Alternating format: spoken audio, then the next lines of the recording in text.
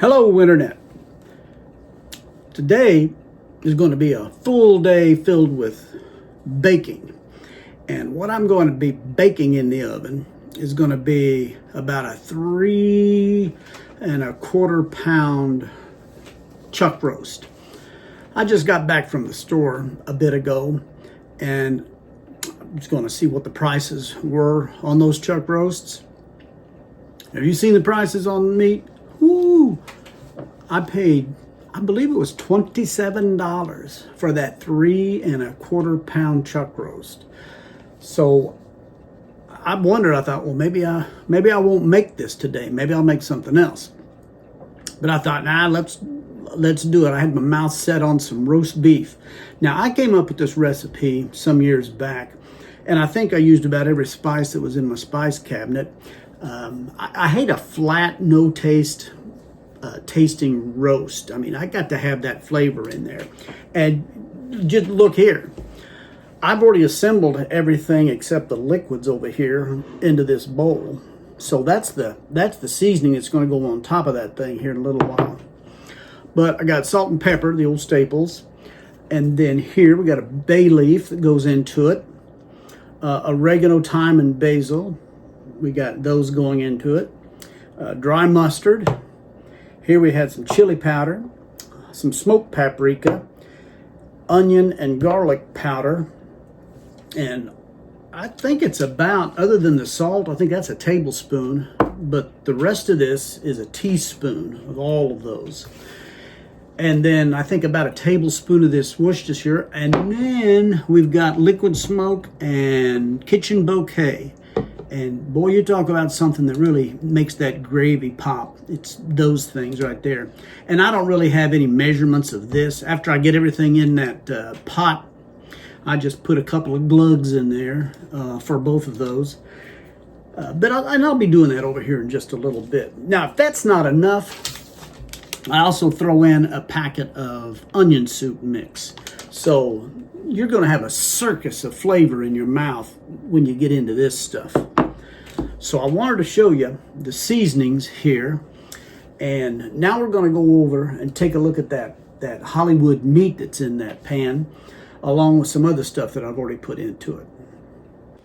Okay, let's take a look and see what we got in the roaster. There's the beef.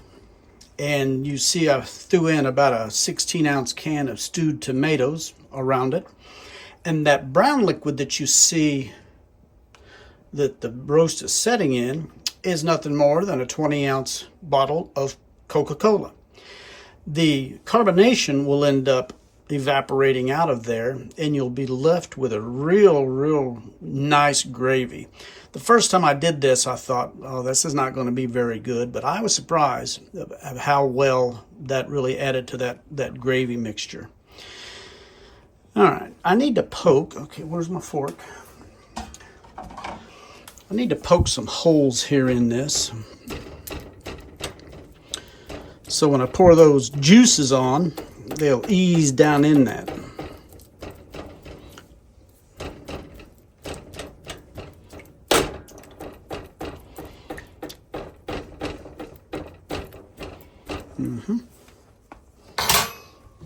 All right, let's see if I can undo this with one hand. Well, it looks like I can't. All right, hold on. Okay, we got the lids off.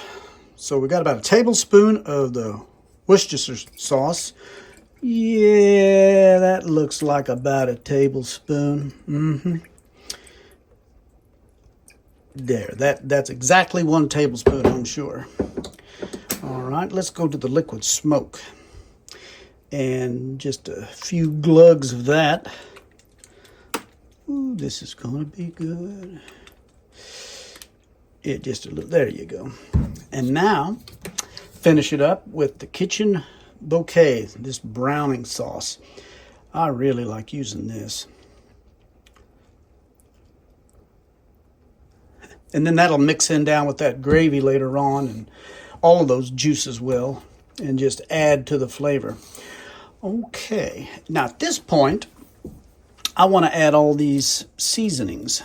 Put that bay leaf down there. And let me just drizzle this over that beef.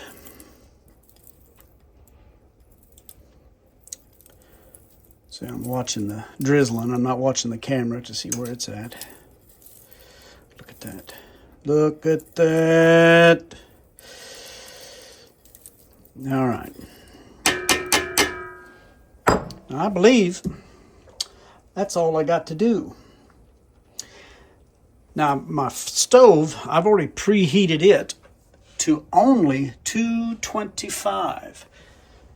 225 is, I mean, it's not going to dry it out. It's going to cook all day long. It's going to cook for about 8 hours. And the last 8 hours, or the last 2 hours of that 8 hour stretch, I'm going to take and throw in some carrots and some quartered potatoes. I'll scatter those around in here and then finish the last 2 hours that way. I'm also thinking about making some mashed potatoes because that gravy right there is just perfect for mashed potatoes. Oh, I was going to get some sprouts too. I forgot to get the Brussels sprouts. Well, this day's just ruined. Well, maybe I can still go back and get them. Well, if you see sprouts showing up later, then I will have already made the trip back to town. Just as I was getting ready to put it in the oven, I thought, wait a minute, I'm missing the most important ingredient. And you're looking at it right there. There is nothing that's finished or completed unless it has at least one full onion in there. And I just cut these up into rings. I didn't dice them. I wanted there to be a little more substance to them. So I'm going to gently put these on top and all around that roast. Okay, maybe I'll just keep that camera right there. That way I'm not moving it around. Look at that. Ho ho. And I am going to go get those sprouts. I like to steam them. Put some butter on it. And if some of you don't like sprouts, I don't want to hear any damn thing about it down there in the comments. You probably haven't even tried them, have you? You're just sitting there making all these judgments based off of zero information. Okay, we're just about done with this. Look at that. Oh, one thing I think I forgot to say.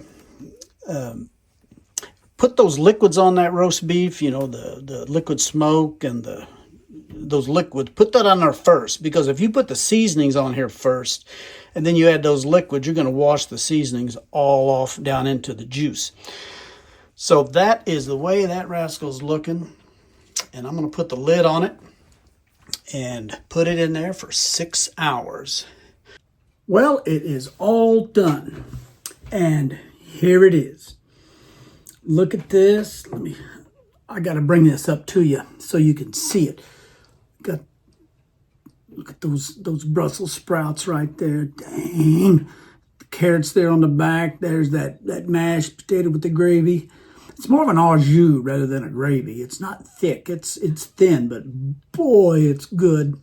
And this roast, just look at how it is. Just, you can just pull it apart. All right, now I got to see how this stuff tastes. If it doesn't taste, I'll just throw it outside. I got to get one of these Brussels sprouts first. No, I don't.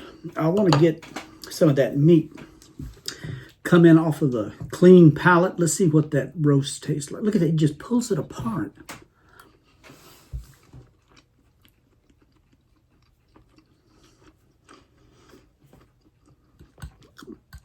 And these mashed potatoes.